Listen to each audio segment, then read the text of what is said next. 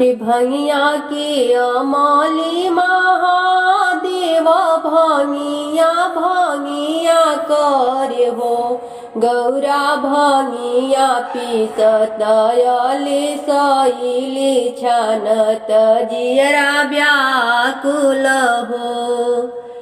अरे भंगिया के अमाली महादेव भंगिया भंगिया करे हो गौरा भंगिया पीसत अल सैली छानत जियरा व्याकुल हो।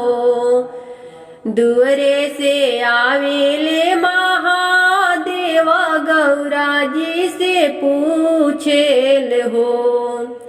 आरे दूरे से आवेले महादेव गौरा जी से पूछेल हो। गौरा कवन संकट तोहरे परले नयन से निर्बहेला हो। गौरा कवने संकट तोहरे परले नयन से निर्बहेला हो। काहो भंगिया काहो कहीं महादेव कहलो ना जालान हो।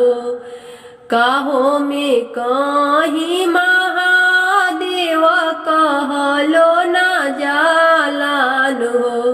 शिवजी भंगिया पीसत प्रियायली में वेदना व्याकुल हो।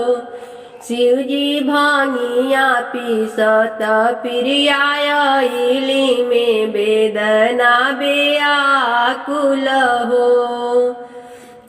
इतना बचन शिवजी सुनले तमाने मुस्कइलन हो।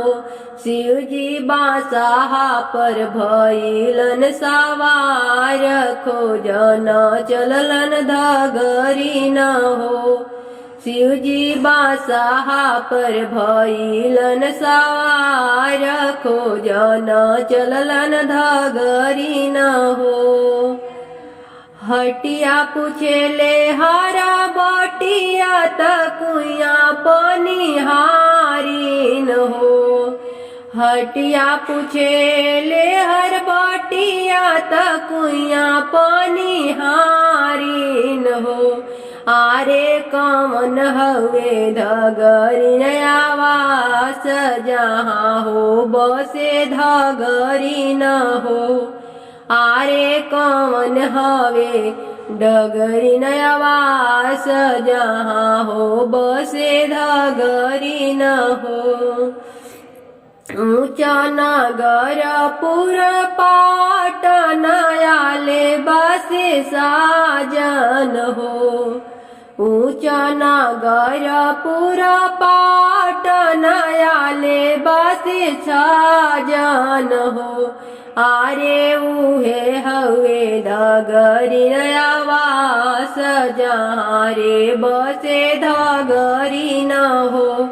आरे उहे हवे धगरी आवास जहाँ रे बसे धगरी न हो।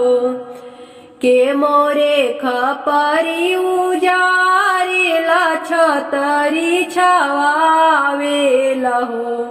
आरे के कर भैले नंदलाल आधी राती आवेला हो। के मोरे खपरी उजारेला छतरी छवावेला हो। आरे के कर भैले नंदलाल धीरे राती आवेला हो। हम शिवजी खपरी उजारिले छतरी छवाइले हो। आरे गणपति ले अवतार चाहिले घरवा धगरी न हो। हम शिव खपरी उजारी ले छतरी छवाई आरे गणपति ले ले अवतार, चाहिले हम धगरी न हो।